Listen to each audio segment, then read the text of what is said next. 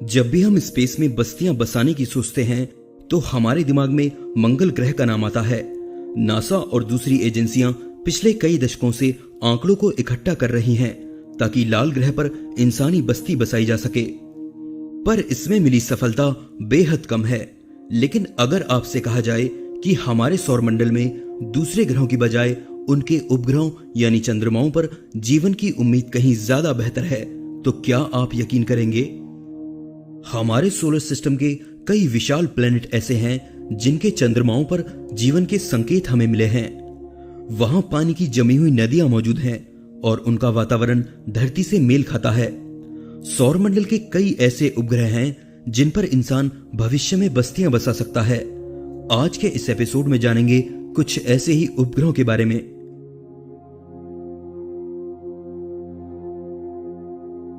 Europa. न केवल Europa पर मानव के जिंदा रहने की संभावना बहुत ज्यादा है, बल्कि ऐसा भी हो सकता है कि जीवन वहां किसी न किसी रूप में पहले से मौजूद हो। जुपिटर के कई उपग्रहों में से एक यूरोपा की सतह मोटी बर्फ से ढकी हुई है। यूरोपा मुख्य रूप से पथरीले पदार्थ का बना हुआ है और इसका केंद्र यानी कोर लोहे का है। इसकी सतह पानी की बर्फ की बनी हुई है और पूरे सौरमंडल की सबसे समतल सतहों में गिनी जाती है, जिसके नीचे एक विशाल समुद्र होने की उम्मीद है। अगर वास्तव में ऐसा कोई समुद्र वहां है तो संभव है कि उसमें जीवन पनप रहा होगा। इन्हीं संभावनाओं को देखते हुए यूरोपा पर 2025 तक यान भेजने की बहुत सी योजनाओं पर अभी काम चल रहा है। इसके अलावा एक ऐसी योजना भी है कि एक यान को यूरोपा पर उतारा जाए। इस यान में परमाणु शक्ति से गर्मी पैदा करने वाला एक भाग होगा जो सतह की बर्फ को पिघलाकर यूरोपा में तब तक धंसता चला जाएगा जब तक कि वह या तो समुद्र में प्रवेश न कर ले या फिर यह साबित न कर दे कि ऐसा कोई समुद्र वहां है ही नहीं। क्योंकि वैज्ञानिक मानते हैं कि यूरोपा की ऊपरी बर्फ की सतह 10 किलोमीटर से ज्यादा मोटी है, इसलिए इस यान को समुद्र तक पहुंचने के लिए बहुत गहराई तक जाना होगा। यह भी जरूरी होगा कि इसकी सिग्नल भेजने की शक्ति बहुत हो ताकि बर्फ की इतनी गहराई के नीचे से भी वह संदेश और तस्वीरें भेज सके। इस यान में ऐसी काबिलियत होगी कि वह खुद ही समुद्र में घूमता रहे और अपनी दिशा चुन सके, क्योंकि पृथ्वी से उस तक निर्देश पहुंचने में कुछ मिनट का वक्त लगेगा। एक बार नासा यूरोपा पर अपना यान भेज दे तब इसकी आगे की शोध शुरू होगी। जरा सोचिए कि अगर वहां समुद्र मौजूद है तो उसमें रहने वाले जीवों को देखने का अनुभव कितना अनोखा होगा, और अगर वहां जीवन के कुछ और संकेत हमें मिल पाए तो शायद आने वाले कुछ सालों में हम यूरोपा पर अपना एक बेस बना सकें। हालांकि वहां पहुंचने पर मानव का जिंदा रहना इतना आसान नहीं होगा।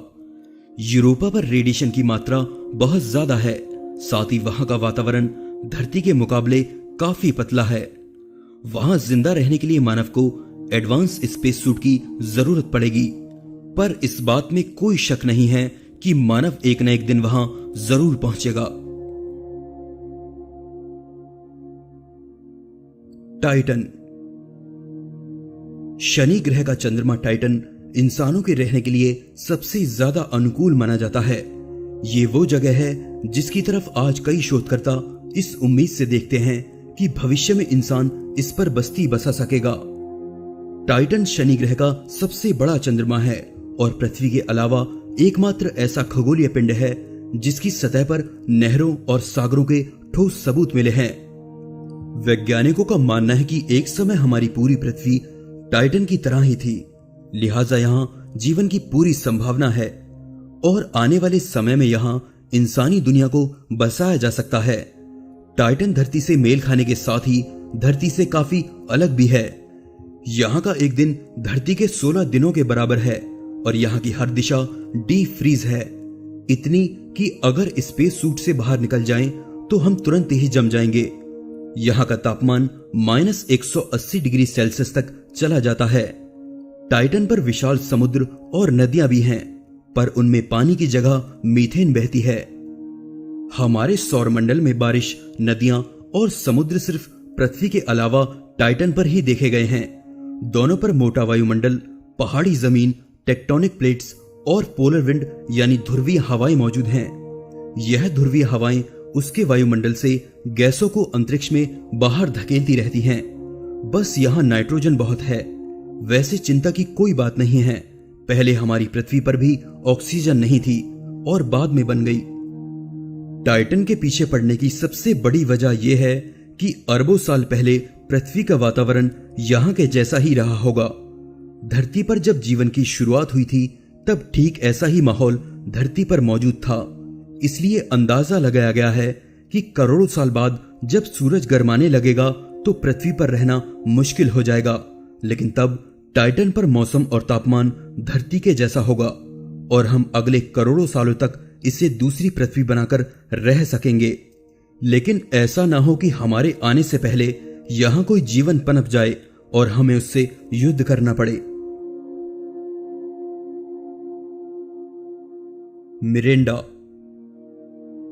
मिरेंडा यूरेनस ग्रह के 5 गोल आकार वाले बड़े प्राकृतिक उपग्रहों में सबसे छोटा और यूरेनस की सबसे करीबी परिक्रमा करता हुआ उपग्रह है। यहां पर मौजूद बर्फ के रूप में जमे हुए पानी से इंसान के रहने लायक बस्ती बसाने की उम्मीद बढ़ जाती है। मिरेंडा की सतह देखने में ऊबड़ खाबड़ लगती है और वैज्ञानिकों का मानना है कि ये सतह अधिकतर जमे हुए पानी की बर्फ की बनी हुई है। मिरेंडा के अंदर पत्थर भी मौजूद हैं। इस चंद्रमा की गहरी खाइयों को देखकर लगता है कि अतीत में इस पर काफी भूकंप आते थे, जिसकी वजह से इसकी जमीन इतनी टूटी और टेढ़ी मेढ़ी है। यहाँ की गहरी खाइयां इंसान के भेजे गए अंतरिक्ष यान के उतरने के लिए काफी सही साबित हो सकती हैं, क्योंकि मिरेंडा पर किसी तरह का कोई वातावरण नहीं है, जिससे यहाँ रेडिएशन काफी मात्रा में है। गहरी खाइयां भेजे गए यान को रेडिएशन से बचाने में काफी सहायक साबित होंगी। मिरेंडा पर जमी हुई बर्फ काफी मात्रा में है। खोजकर्ताओं का अनुमान है कि इस बर्फ के नीचे तरल रूप में पानी मौजूद हो सकता है, लेकिन इस पर गहराई से अध्ययन करने के लिए हमें मिरेंडा के और करीब जाना होगा।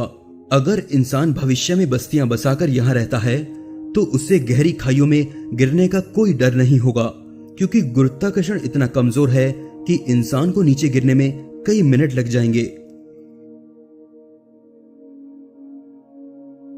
हमारा चंद्रमा।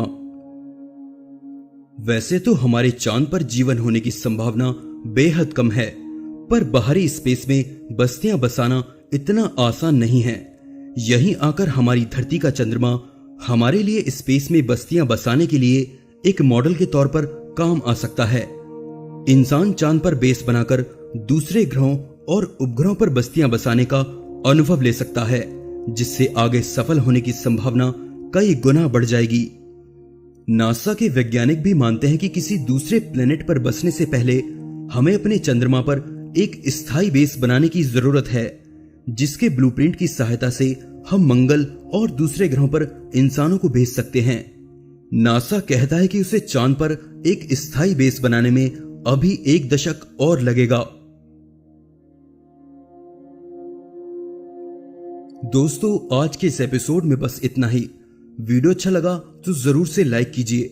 चैनल के बेल आइकन पर क्लिक करके आप आने वाले सभी वीडियोस की नोटिफिकेशन ले सकते हैं। अगर आप चैनल पर पहली बार आए हैं तो सब्सक्राइब जरूर कीजिए, ताकि आने वाले वीडियोस आप लोग मिस ना करें। मैं हूं आपका दोस्त विशाल। फिर से मिलेंगे एक नए एपिसोड में। तब तक के लिए नमस्कार।